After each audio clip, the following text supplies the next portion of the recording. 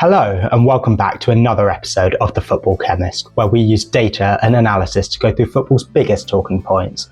On today's episode, we'll be looking at Aston Villa striker Jhon Duran, who has been starring from the bench for Villa so far this season and really been competing with England international Ollie Watkins.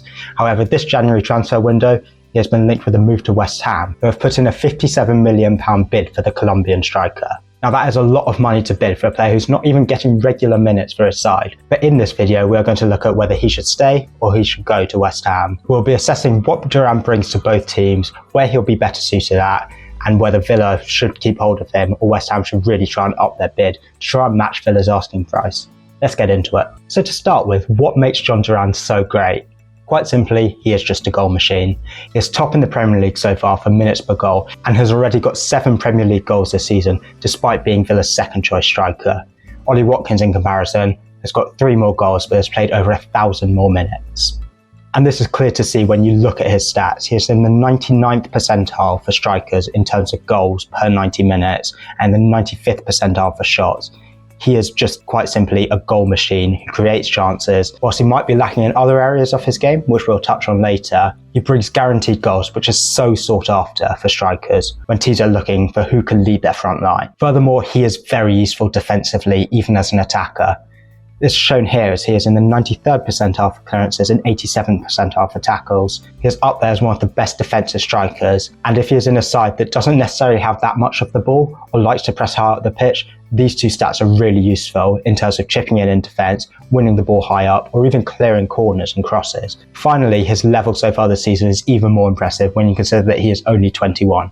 He's got bags of potential ahead of him, and if he finds the right team or the right system, we can really see him becoming one of the top Premier League strikers. So why West Ham then? The Hammers were the side that decided to bid for Duran, putting in their £57 million bid a few days ago. But why have they gone for him? West Ham needs an out-and-out number 9 really badly, and that is why they really want to get hold of Duran. They've only got 27 league goals so far this season, and there are only 5 teams in the Premier League who have got fewer than this. And this is even more of a worry when you look at where West Ham's goals have come from so far this season. Their joint top scorer with 5 goals is Jarrod Bowen and Thomas Souček.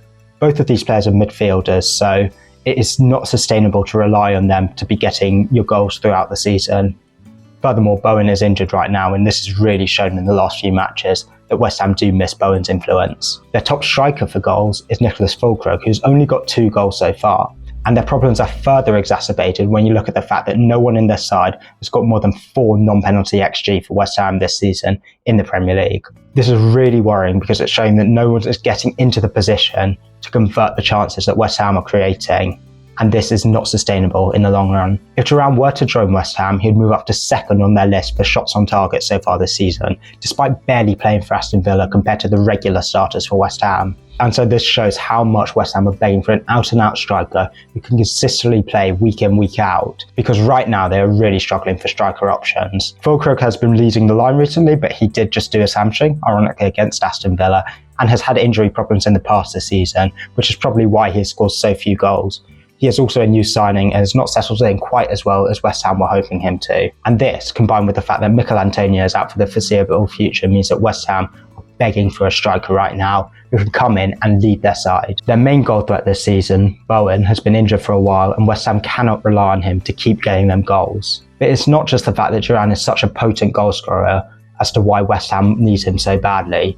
It's the fact that he is also a very good defensive striker, as I touched on earlier, which can bring real value to the team. None of West Ham's strikers right now are great tacklers or genuine clearers of the ball, and given that West Ham have got below average possession in the league, they do need strikers who can defend. You can imagine that a team like West Ham come under the cosh a lot, face a lot of corners, so it's really useful to have a striker who can get back, head the ball away, get the ball out of the danger zone, and this can also lead to counter-attacking play, so Duran could be really useful both defensively and getting the goals that the team really need. So it's obvious that West Ham want to buy him, but do Villa want to sell him? The big problem that Villa have right now is they've got 2 high-quality number 9s, but unfortunately 4-4-2 has gone out of fashion, so it's very hard to see them getting both Duran and Ollie Watkins playing in tandem. Neither striker is going to settle for being the number 2 striker, so this is a problem that Villa really do need to address. Who would they rather keep, Duran or Watkins? And Duran does offer a lot that Watkins doesn't.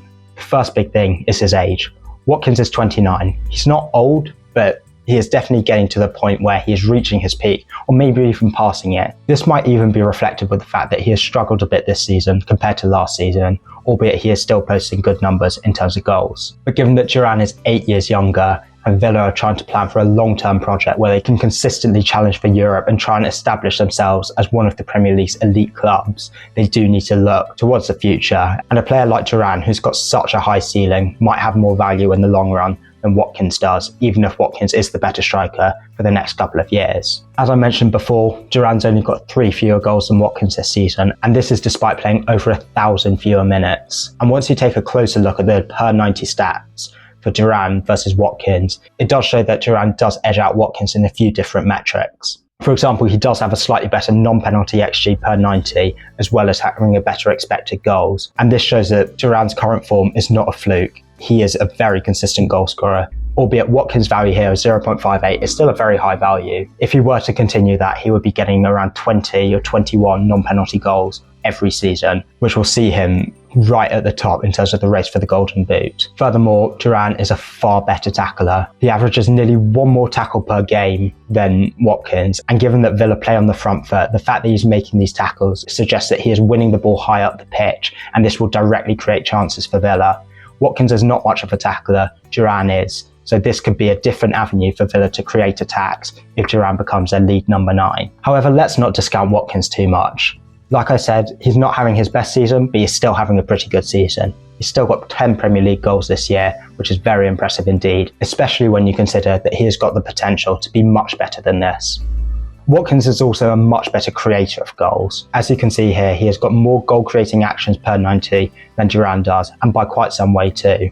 This is also reflected by the fact that Watkins is better on the ball than Duran. He leads Duran by progressive carries per 90 and carries into the penalty area, which shows that he can drive into the box and create chances almost by himself. He doesn't need to rely on his teammates to get into good positions, but he knows his teammates will be around the box to convert the chances if he is not there to do so. Furthermore, we do have to take into account what Watkins has done over the years compared to Duran. Duran might be a one-season wonder, he might be a flash in the pan. I think it's unlikely because he's shown very good numbers, so it doesn't look like a fluke. But the fact that Watkins has done this over so many years does show that he is consistent. He has also performed for his country very well, and England fans in particular will remember this fondly, given what happened in the Euros this year. Finally, it might seem like a small point, but Watkins does have very good discipline for an attacker. He's not picked up a single card this season, and whilst this is a small thing, it's definitely a significant thing because it shows that he's not giving away sloppy fouls and he is not losing his temper.